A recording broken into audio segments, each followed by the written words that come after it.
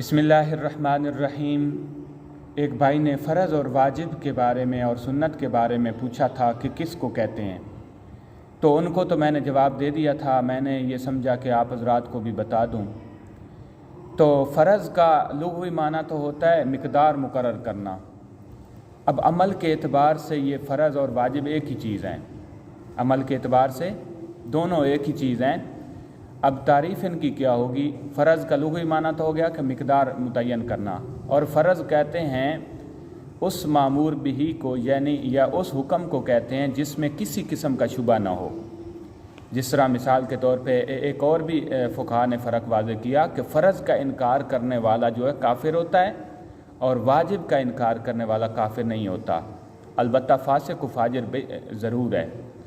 फ़र्ज़ जो है ये दलील कती से साबित होता है, जैसा कि 5 नमाज़ें फ़र्ज़ हैं अपने औकात पर, और दलील जो है वो कुरान पाक में मौजूद है। इन्न सलाता कानत अलल मुमिनीन किताबम मौक़ूता। इसी तरह वाक़िमुस्सला। अब ये सारे नमाज की फ़र्ज़ियत की दलील हैं। अब रकात में भी कोई इख्तलाफ नहीं, सही अहादीस से भी साबित हैं। और वाजिब जो है ये इसमें फ़र्क होता है कि ये दलील ज़न्नी से साबित होता है। ज़न्नी का मतलब ये होता है कि एक से ज़ायद आरा जिसमें, एक से ज़ायद यानी कि बातें जिसमें मौजूद हों। कभी कभार उसमें इख्तलाफ भी हो जाता है, जैसा कि वितर के अंदर फ़ुक़हा का इख्तलाफ है। 3 वितर के भी कायल हैं, बाज़ 1 वितर के भी कायल हैं।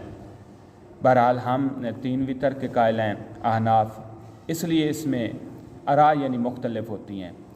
अगर वितर के बारे में सब का इत्तेफाक हो जाए कि ये 3 हैं, इसमें आरा यानी कि मुख्तलिफ ना हों, तो इसको भी फ़र्ज़ का दर्जा दिया जाएगा। बाकी वाजिब किसे कहते हैं? वाजिब वजूब से है, जिसका माना लुग़वी माना है सुकूत और या इज़्तिराब। इसका माना ये है कि यानी कि इस्तिलाही माना कि ये है कि वो मामूर बिही यानी वो हुक्म जो ऐसी दलील से साबित हो जिसमें कुछ शुबा हो, यानी जिसमें उलमा की आरा मुख्तलिफ हों। सुन्नत किसे कहते हैं? सुन्नत कहते हैं रास्ते को, तरीक़े को। सुन्नत किसको कहते हैं? रास्ते को, तरीक़े को। हुज़ूर अलैहिस्सलातु वस्सलाम या सहाबा किराम की तरफ से दिया गया तरीक़ा जिस पर चला गया हो, इसको क्या कहते हैं? सुन्नत कहते हैं। सुन्नत का हुक्म क्या है? इसका हुक्म यह है कि इसको बिला वजह छोड़ने वाला मलामत का मुस्तहिक़ है। नफ़ल किसे कहते हैं? नफ़ल का माना होता है ज़ायद चीज़।